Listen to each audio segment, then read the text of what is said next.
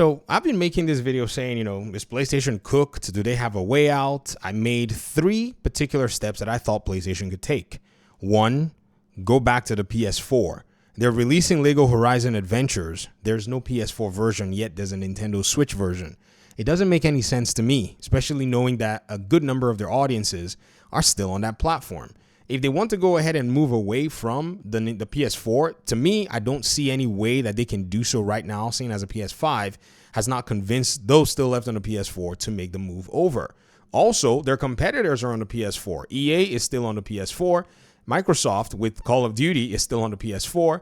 Epic Games is still on the PS4. So again, why are they just supporting? Because even if they say they don't want to, in quotes, support the hardware, they're still supporting it by taking the money that's coming in there. They might as well leverage it at the end of the day. Hogwarts Legacy even made itself onto that platform. So to me, I see no reason why, as they want hardware, they don't need to go ahead and leverage it.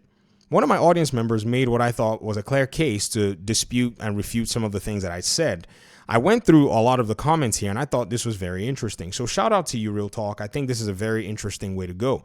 Now, number 1, they said they disagreed with me. So the very first one was my comments on them going to PlayStation 4. I made a video to address that because that had a little bit of the technical jargon and a little hardware stuff. But I mean, as long as you see it, keep it real. Shout out to you. That video was basically dedicated to this particular answer. But this other one, we're going to go ahead and talk about it here in this video. I said that PlayStation needed to make smaller games that it could launch very fast and get them out there, and at the same time launch those games on PC so that it can continue to, provide the illusion to the PlayStation hardcore fans that these games are not its tentpole games that are going to PC day one. I mean, it's doing it with Lego Horizon anyways. It might as well keep going. It did it with Until Dawn Remake. It's doing it with its, live service games. I mean, guys, the bets are off. I think everybody is just still holding on to some kind of a false hope that their games are not going to hit day one. I think they will to PC.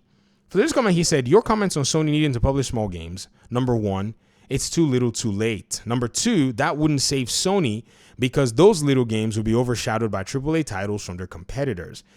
This is a great point. I've made this point myself, which is crazy because I've said it before that, the other publishers on PlayStation and Xbox provide stiff competition. In fact, those of you who've been watching from the last, few days, you probably already, saw my video where I talked about Nintendo probably facing the exact same thing. This is it right here where I said if Nintendo went ahead and brought, hardware that is more powerful, they face the risk of their competitors pretty much stressing their games out. A lot of people said they don't see it. They disagree. It's interesting, though, when we're talking about PlayStation, somehow it applies. Okay, I'm just going to leave this. That's why I told you, keep it real, that once I start reading your comments, they're going to be yelling at me for actually the things you're saying because you're way more hardcore than I am in this. I still see that there's there's some pathway in this, whole thing for PlayStation, but it seems like you don't see it, which is interesting. It says Sony has shown their budget has a very small margin for error, which means smaller projects will only act as a death from 1,000 cuts for Sony's budget. This is very interesting. Now, hold up, though. Here, in all fairness, and to defend Sony, the amount of money that they've spent on remasters and remake, even though that money is not as much as they would spend in kicking off a small game, the kinds of small games that I'm talking about would just use mechanics and systems and gameplay components that have already been established in past titles to be able to create these games. You see, those things are proprietary software. They're proprietary pieces that can be put together to knock a game in place. Now, yes, Miles Morales took a little bit, but it took a very small amount to be able to create a game like that compared to the big Spider-Man 2 game. Now, yes, also there's a discrepancy with development costs, but they can pull it off. The monies that they used to money had these other titles like freaking, Final Fantasy. All those fees would have cost at least $100 to $200 million to be able to, money have Final Fantasy 7, the 3 different components of it, and then also Final Fantasy 16 for, 6 months. That's a sizable budget. And then Black Myth, well, let's not put Black Myth Wukong because, someone might still dispute it. But then, some other games that they've also been able to money had, like Rise of Ronin. I mean, I'm like at least, a good number of games, Stellar Blade and all of the above. If you compile, say, even at a minimum $100 million to money hat each of these titles, that's almost $500 million. I mean, they can pump out so many so many Sly Coopers with that. They can punch out so many games with that kind of significant budget. But you are correct. It's a little too late because they don't spend the money anyhow. And so now they got to figure out where they're going to basically go and rake in, that kind of money. And then on top of that, they bought Bungie for $3 billion. That was the budget that they could have used to single player their way out of this. All that going to go get Bungie for live service to me is just weird because live service development is based on expertise. They could have easily poached a bunch of Ubisoft guys, a bunch of EA guys with more money.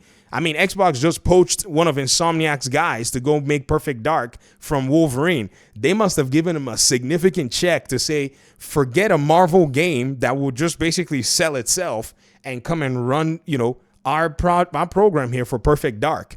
So PlayStation could have easily poached a few guys out in the industry that could do it, and they could have pulled it off. But again, I guess that's a counterpoint. But again, you and I, we're talking hindsight at this point. I'm already agreeing with you, I guess. I guess in this one is yours.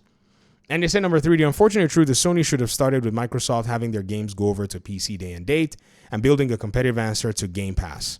Yeah, that's the thing. Game Pass was always kind of, strange in a sense. And yes, it provided a value proposition, but that value proposition was not necessarily perceived because PlayStation had not had a significant drought year like it did with 2023 and then, partially part of 2023 and then 2024.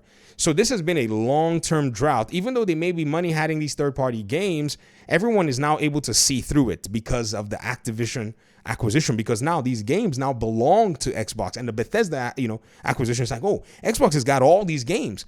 PlayStation, where are your games? And so now everybody is seeing it and wondering where these games are. So now it's basically exacerbated the problem more than anything else. At this point, that boat has sailed. And as a result, Sony is going to end up like Blockbuster. I don't think so. This is where I disagree. As much as I'm the Video Game Five School channel who is on PlayStation's neck, I don't think they're going to be Blockbuster anytime soon. Why? They have the pieces. All they need to do is put them together. Their outdated business model with no money left for real changes, maybe, that can't really save them. The true reality is, as Microsoft has shown with their software dominance, one thing that once they get going, there's no stopping them from dominating the market.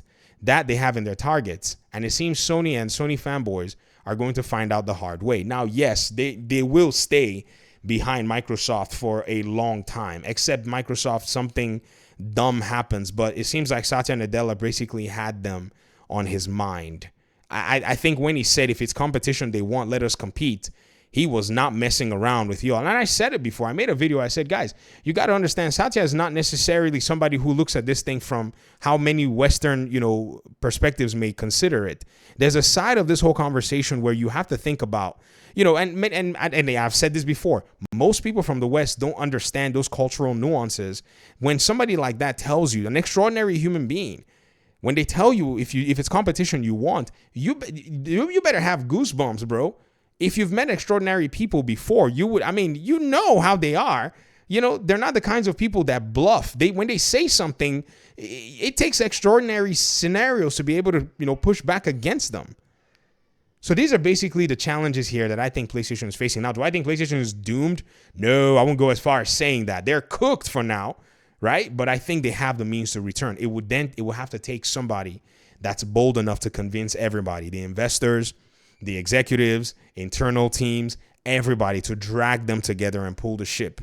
I don't know if the dual CEOs right now have they have the reign. To me, it just seems like, I don't know what it is. I don't know why they have two CEOs. I'm not saying one person should get fired, but I think this is more politics than anything. They still have to get through this political phase before they can get somebody in there that's ready to actually, get work done. Like, roll up their gloves. Don't give any hoot about what anybody thinks, but we need to pull PlayStation into the game. That kind of mindset, that kind of person needs to then come in for this whole thing to pretty much work out. And so for now, if they keep floundering around, though, they're really going to eat, the fruits of their labor, which is pretty much big losses everywhere. But yeah, I think this is a very interesting response that I got about this. I did not expect to, see somebody even go all the way further and see PlayStation as doomed. No, I don't think so. They'll be hemorrhaged. I think this mid-generation switch has done a number on them. It really did. And the way Xbox right now has positioned itself, it's pretty much ignored PlayStation in terms of that. So now people are going to soon start saying, well, don't compare PlayStation with Xbox because Xbox's competition is Apple and Google. Well, that's kind of what we already kind of said. But when they play a little bit of the same game as PlayStation is playing, they eventually smoke PlayStation, right? So that's pretty much my video. Thanks for watching. Appreciate you guys' time and audience. Hopefully we'll talk pretty soon in another one. Peace out.